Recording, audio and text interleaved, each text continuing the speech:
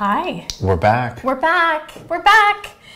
We're going to continue our conversation about home practice. And today I thought it would be fun to talk about building habits. And this can kind of be applied to anything in your life. Yeah. But I was thinking as we were planning this, sorry, I feel like I have something on my lip, that one of the things that we all struggle with is having consistent, healthy habits. Totally. So getting on our mat consistently for a home practice, it can just be a struggle. I think the bizarre thing about it is we even struggle with things that we want to do. Yes, absolutely. We even struggle being consistent with things we actually like. Yep. It's insane. And that we know have a measurably beneficial effect on the quality of our life. Yes. It's just, it's a human thing. Some people don't struggle with this, but the majority of people do struggle with having a consistent practice over time. Right. Without a doubt. Yeah. One of the big challenges is the internalization of myths that get in our way, those obstacles. And we've already talked about that. Right. Right? But we have other challenges and then other ways to kind of manage those, the challenges of habit continuity. Right. One of my favorite ones to think about is this idea that we have competing selves within ourself. Without a doubt. So we have the self that, on December 31st is like writing our resolutions and feeling so hopeful and optimistic and in alignment with our health and in alignment with our goals.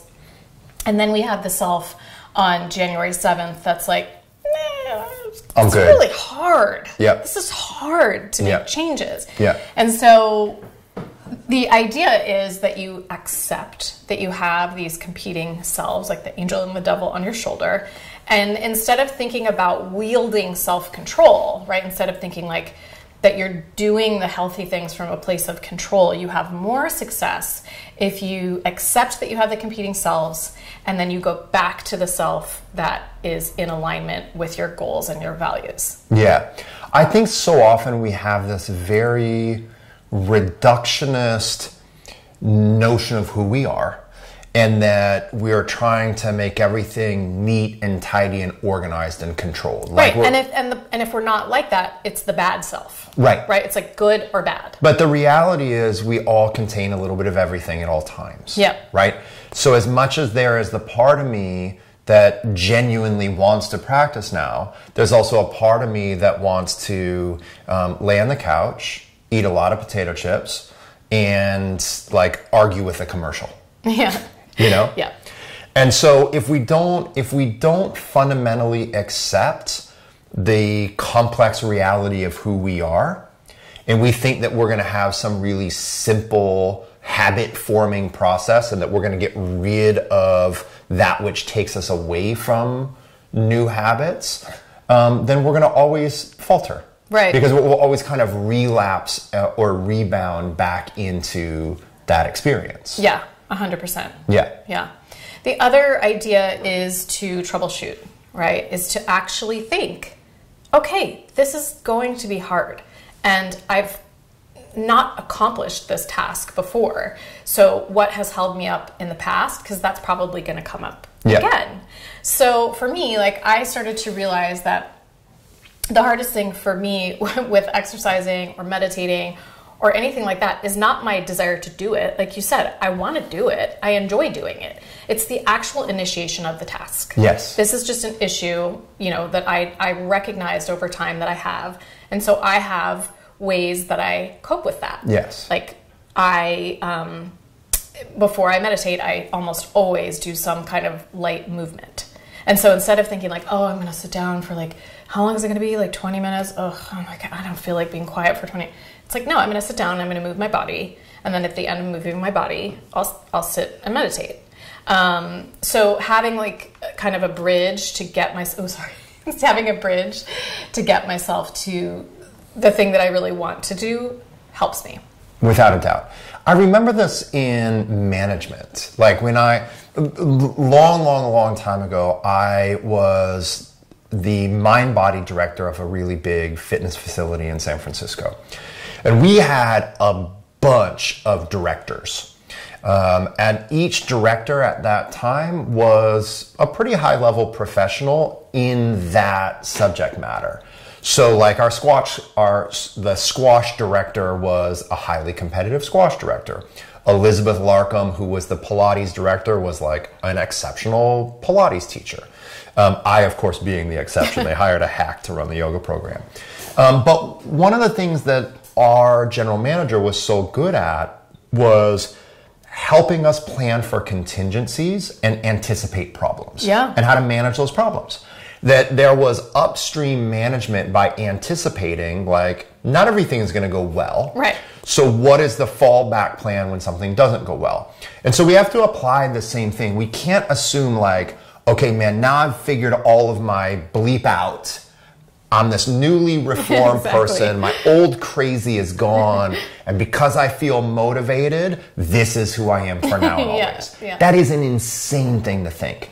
So the only thing that you can rationally think is everything that has ever given you trouble in the past will come up again. Mm-hmm. And so how are you going to manage those things by not being surprised by those things? Yeah. Right? Yep. So we have kind of like this nice, simple little moment to think about. And you were talking before we started recording about a conversation that you had with anticipating when challenges are going to come up in the recovery world. Yeah, Mickey Myers shared with me. So I want to get back to that, right? But we have this concept of these complementary concepts in the yoga tradition of vairagya and abhyasa. And what those are often translated to are in this very limited scope. They're often translated towards, vairagya is often translated as practice, and abhyasa is often translated as non-attachment to the results of that practice. Mm-hmm. Okay? That's kind of a simple, small picture way of thinking about those terms. There's a bigger picture way, which fits really into this. So vairagya is the process of creating new conditions. Okay. Abhyasa is letting go of old conditions. Right. So if I want to form a new pattern, how tough is that? Not tough. What's tough about new pattern formation? What's tough about new pattern formation is not sliding back into old patterns, right? So we have to know this, and that's why we're spending this amount of time by saying it's actually not that difficult to have a moment of inspiration. Like on December 31st, after like 7 good cups of coffee, I'm going to change. So having that moment of establishing a new habit, establishing a home practice is not difficult. What's difficult is replacing the pattern of not having a practice and anticipating that there's going to be so many other things that are going to pull you back into that old pattern. So us doing the due diligence of saying, look, here's what I'm going to do. I'm going to have a home practice. I want to be consistent with it. So I'm going to schedule a time for it. I'm going to schedule a duration for it. I'm going to put it in my calendar. And I'm going to either focus on doing balance complete practices, or I'm going to focus on developing regions in my body, or I'm going to focus on developing specific postures like we've already talked about. We've gotten there. But now what we have to do is we have to understand, well, something's going to undermine that. Right. Guaranteed. There's going to be that new pattern or that new habit is going to be great until the old habit starts to come up. Mm-hmm. And I think that what I prompted you a moment ago on that conversation with Mickey Myers is that that understanding of what undoes a positive habit can be really helpful. Yeah, I can't remember what episode it is, but I'll put it in the caption. But she was talking about in recovery, I think this is sort of a well-known acronym, which is HALT. So you're more likely to slip back into negative habits when you're hungry, angry, lonely, or tired. And when she I'm said usually that, at least 3 of those things. You are. Just kidding. I'm usually at least 1 or 2 of those things. Yes, you are. The hungry and tired. I used to be really lonely. Okay, we're a little punchy. So yes, when she said that, like a big light bulb went off for me, because we all have had those experiences of having any of, like you said, any constellation of those things come up, and it's really, really hard to get back to where you want to, like on the path that you want to be. And I just want to like add to this that I think a really, really, really big component to changing habits is practicing self-compassion. Yes. And so if you are hungry, angry, lonely, and tired all at the same time, and you don't get on your yoga mat and do your practice, or you don't, eat the perfectly balanced meal, or whatever it is that you are aiming for, you have to think, what's going to be better? Is it going to be better if I sit on the couch, eat my bag of potato chips, and feel like a terrible person? And wish that I could be Anderson Cooper? I don't know why I thought of that. Or is it going to be better if I just say, you know what? Today's just not the day to do this. Yeah. And there are other days, and I will get back to it. And so it's really like that practice of starting to witness your own inner narrative and starting to ease up on yourself a bit.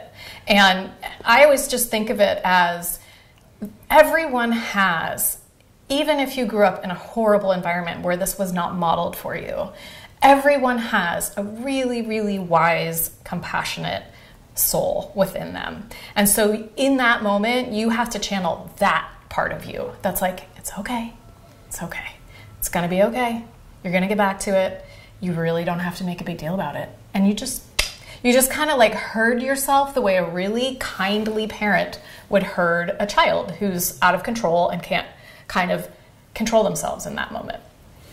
There's two things that I kind of want to pick up on from this. I think that one of the things that I get frustrated with, especially it doesn't happen so much in the yoga world, but I see it kind of in the affiliated, this kind of broader milieu of like, all you have to do is do something 28 days in a row, and then that becomes the new habit. You know what I mean? Like, habit formation became like happiness and all these other kind of things where there's this very facile notion of all you have to do is do X. And it's like, no, not all you have to do is do X. You have to do X, but you have to anticipate Y. Mm-hmm. And then you have to respond to Y. Mm-hmm. Because Y is not going to disappear. Mm-mm. Who you were before today's new habit is not gone. Mm-hmm. So it's all about having this ongoing relationship to yourself. Mm-hmm. That takes me to kind of, I know it's tertiary, but it takes me to this other thought of, I've said this so many times before, I think there's this notion in the yoga world, it's a phrase, and it's a good, well-meaning phrase, but it falls flat, is this idea of like, okay, you got to leave your ego at the door. Leave your ego at the door. I've never seen the ego stay left at the door. And how am I supposed to have a relationship with something if I lock it outside? Yeah. So I understand that sentiment, but I actually want my ego to be here so I can see it, and I can watch it, and I can get to know it, and I can see the games that it plays. And then I can start to relate to it and say, oh no, this is just my insecurity rearing up. This is just my fear rearing up. This is just my hunger or my tired rearing up. So right now what I have to do is I actually have to take care of that thing now. Right. You know? And so if we're in this thing of like, you replace Y with X and then Y goes away. And then suddenly...